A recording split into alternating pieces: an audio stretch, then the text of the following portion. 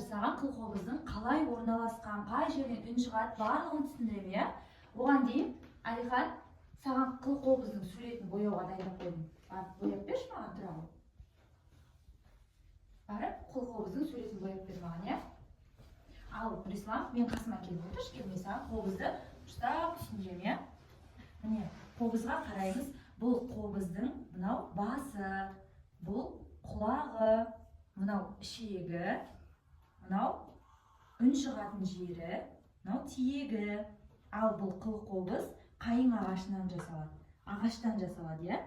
Ал мынау ішектері бұл жылқыны білесің ғой, иә балам? Осы жылқының жалынан жасалады.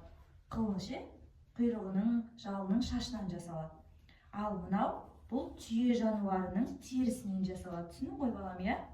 Осы құлақ күйін келтіру арқылы біз қылқобыздан әдемі үндер, күйлер орындайтын боламыз. Ал мынау біздің осы қобызымыздың үнін шығаратын, екеуі бір-біріне ысу арқылы үнін шығаруға болады. Сол үшін бұл зат бізде ысқыш деп аталады.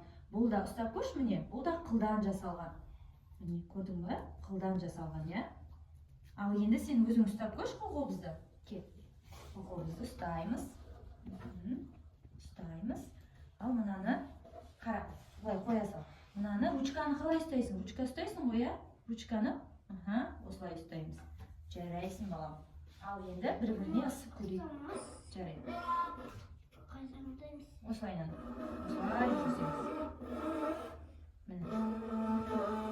Көрдің бе, балам? Үні шығып жатыр, иә, қобыздың? Иә, өзің жасай.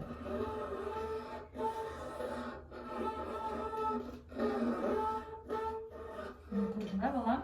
Музыка арқылы біз барлық әлемді, барлық жерді тыңдатуымызға болады. Балам, сен мен тыңдап отырсың ба? Түсіндің ғой, иә? Бұл қандай аспап дедім? Қылқобыз аспабы, иә? Түсінікті ғой, иә, балам? Алихан, боядың ба, балам? Қобызды бояп отырсың ба? Қандай керемет бояп отырсың сен? Мама, біз сияқты қобыз таққым келеді. Мен сіз қобыз анамды үні